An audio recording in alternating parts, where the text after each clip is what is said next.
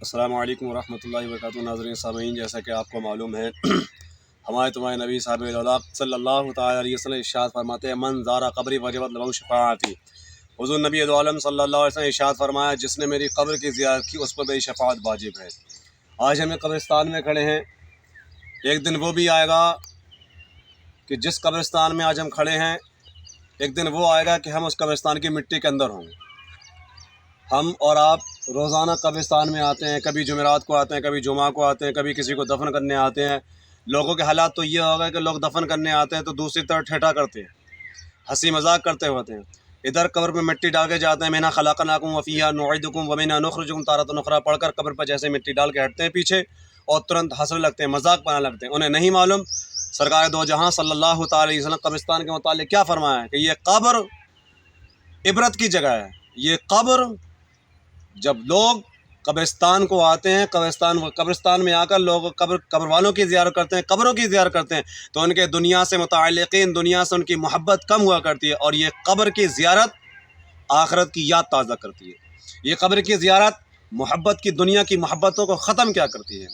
ये कब्र वो जगह है, ये कब्रिस्तान वो जगह है जहाँ हमें आपको अपने पराए मोहब्बत करने वाले सब छोड़ जाते हैं। यहाँ तक कि हमारे वालिद, हमारे नाना नानी सब छोड़ जाते हैं। यहाँ अगर कोई चीज़ काम आती है तो नूर ईमान काम आता है।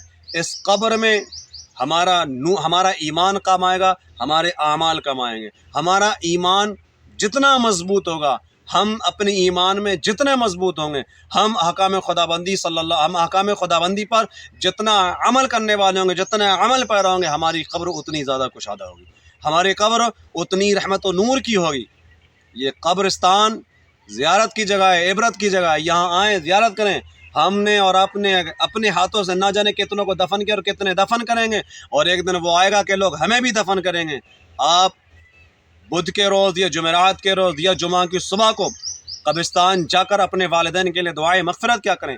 आका करीम सल्लल्लाहु अलैहि वसल्लम इरशाद फरमाते हैं कि जो शख्स जुमा की सुबह को कब्रिस्तान में जाकर अपने वालिदैन के लिए दुआए मग़फ़िरत करता है तो वो बंदा फरमाबरदारों में लिखा जाता है, वालिदैन का फरमाबरदार लिखा जाता है।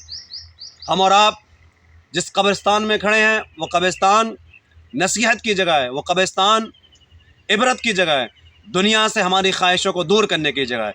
जब इंसान कब्रिस्तान में आता है तो उसे न सूद नज़र आता है, न जुआ नज़र आता है, न शराब नज़र आती है, न दुनिया की कोई गलाजत नज़र आती है। उसे सिर्फ एक चीज़ नज़र आती है, वो ये कि जिस ज़मीन पे आज हम खड़े हैं, कल उसी ज़मीन के अंदर हमें जाना। लोगों, कब्रिस्तान से इबरत हासिल करो, कब्र की ज़ियारत क्या करो, अपने वालिदैन के नाम से ज़्यादा ईसाली सवाब क्या करो। अस्सलामु अलैकुम वरहमतुल्लाहि वबरकातुहू।